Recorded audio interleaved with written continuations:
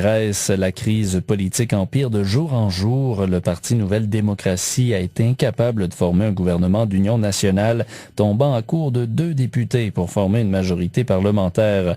Au tour maintenant des autres partis, surtout de gauche, de tenter de s'entendre, mais avec seulement 97 députés et le Parti communiste qui ne veut pas participer à une coalition, les chances de réussite sont minces. Ne reste que le parti néo-nazi qui a 21 députés, mais avec qui personne ne veut s'allier. Quel avenir pour la Grèce? Pour en parler, nous recevons Dimitri Kitsikis, professeur émérite de relations internationales et de géopolitique à l'Université d'Ottawa et membre de la Société royale du Canada.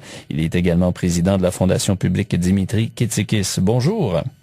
Bonjour, Monsieur Desjardins. Bon, parlons-en justement. Quelles sont les options de gouvernance là, pour la Grèce? On semble être arrivé dans un cul-de-sac.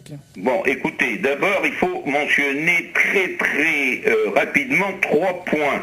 Premièrement, la médecine a été trop forte et la Grèce est moribonde.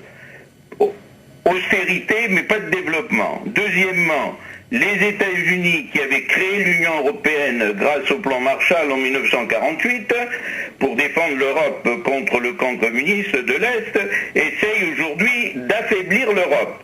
Et enfin, troisièmement, il y a le dollar américain contre l'euro. Partout sur les marchés mondiaux, le dollar s'oppose à l'euro. Donc l'invasion de l'Irak, par exemple, en 2003, en est un exemple. Et c'est là que nous arrivons au chaos, qui sont les élections grecques, qui sont donc les Grecs sont divisés entre les pro-européens, donc pro-euro, et les pro-américains, qui sont les pro-dollars. Alors actuellement, après les élections, c'est l'impasse totale. Et puis en plus le pétrole, et vous en savez quelque chose en Alberta puisque vous êtes le pays du pétrole, on a découvert beaucoup de pétrole en Grèce, dans toutes les mers autour de la Grèce. Et donc il y a évidemment beaucoup de gens qui s'y intéressent, américains ou européens. Madame Merkel est incapable d'assouplir sa politique. Donc elle a rendu la Grèce un protectorat allemand, les autres se défendent, et voilà où on en est. Ouais, ben, vous semblez vouloir dire que plusieurs pays de l'Europe, en nommant l'Allemagne ici, se servent un peu de la Grèce là, pour mousser leurs intérêts politiques. Est-ce que la Grèce est victime des sanctions économiques et politiques économiques de l'Union européenne? Bien sûr, c'est le chaînon qui soit sauvera l'Europe, soit rendra absolument caduque l'Union européenne. Donc ceux qui veulent jouer contre l'Europe jouent le chaos grec. Ceux qui veulent sauver l'Europe essayent de trouver un technocrate, par exemple en Grèce, comme en Italie, qui puisse mettre un peu d'ordre dans les affaires. Mais ça ne semble pas possible, donc l'avenir actuellement, puisqu'on est en pleine impasse, c'est qu'il n'y a aucune solution possible, et donc c'est extrêmement dangereux pour l'Europe entière. Il ne s'agit pas de la Grèce. La Grèce n'est vous dites un maillon, c'est tout. Ouais. Et donc, ça semble malheureusement aller vers l'anomalie la plus complète, d'autant plus qu'on a 2 extrêmes actuellement. On a le parti, le Golden Dawn, si vous voulez, en anglais, ou l'aube dorée. Le parti néo-nazi. En grec, un parti ouvertement nazi, qui a, comme vous l'avez dit, 21 maintenant députés. D'autre part, il y a un parti communiste orthodoxe à l'autre extrême qui ne veut absolument pas collaborer. Et donc, entre ces 2 extrêmes, il y a l'impasse. Donc, il y aura l'anomalie.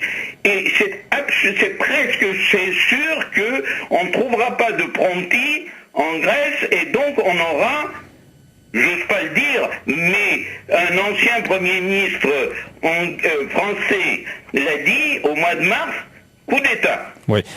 Justement, parlons de l'euro, de la situation dans la zone euro. Angela Merkel veut tenir le pacte de discipline budgétaire, veut le garder. François Hollande, lui, qui vient d'être élu président de la France, veut revoir le pacte budgétaire. C'est bon ou c'est mauvais pour la Grèce, ça? C'est bon dans le sens où ça va dans le sens que veulent les États-Unis, c'est-à-dire dégager l'Europe d'une emprise trop forte de l'Allemagne, d'une Europe fédérale.